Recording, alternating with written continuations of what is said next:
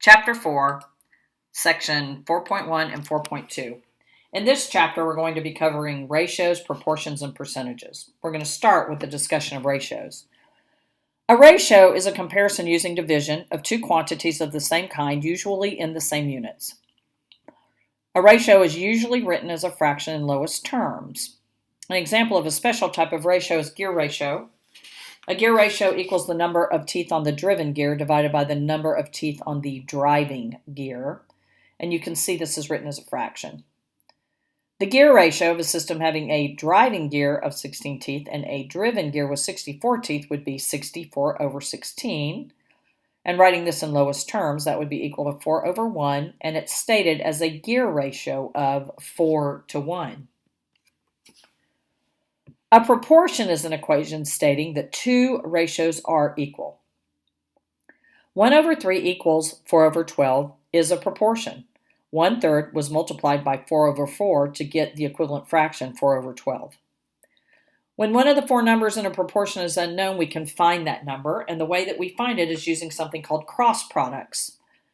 Cross products multiply the numerator of one fraction by the denominator of the other fraction to get two sides of an equation that can then be solved for the unknown.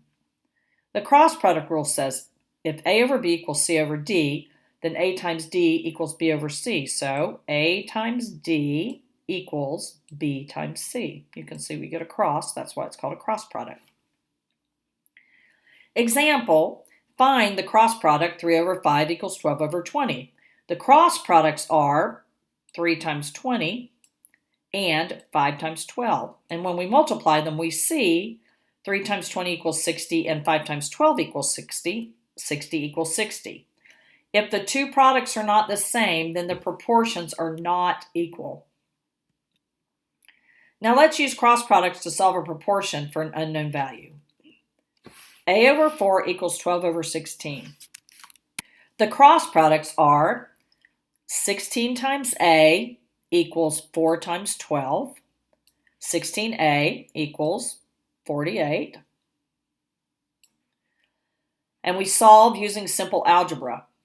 So we divide both sides by 16, so you get only the unknown A on one side. When we divide 16A by 16, the 16's cancel and we're left with the A, and that equals 48 over 16. So A equals 48 over 16, which equals 4, so A equals 4. An application of proportion is the pitch of a roof. If the pitch of a roof is supposed to be 2 to 12, and the run is 20 feet, then what is the rise? And the pitch equals rise over run. So here, stop the video, try the problem on your own, and then we'll discuss the solution. The pitch given is written 2 over 12, where 2 is the rise and 12 is the run. Let's set up the proportion. 2 over 12 equals R over 20, where R is the rise we're solving for. Solving using cross products, 2 times 20 equals 12 times R. 40 equals 12R. So now we divide both sides by 12 to get the R by itself on one side. 40 over 12 equals 12R over 12. The 12's cancel, and we're left with 40 over 12 equals R. Since 40 over 12 is an improper fraction, we have to put it in simplest terms. So the final answer is 3 1/3 equals R.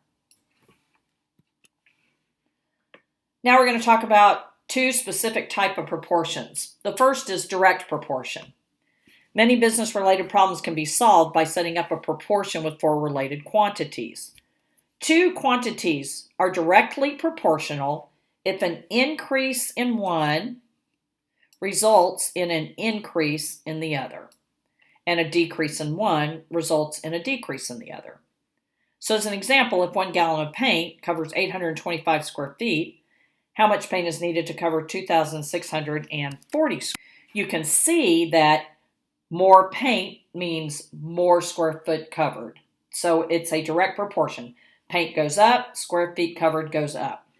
So setting up the direct proportion, 1 gallon over the unknown gallons equals 825 square feet that's associated with the 1 gallon, divided by 2,640 square feet that's associated with the unknown gallon.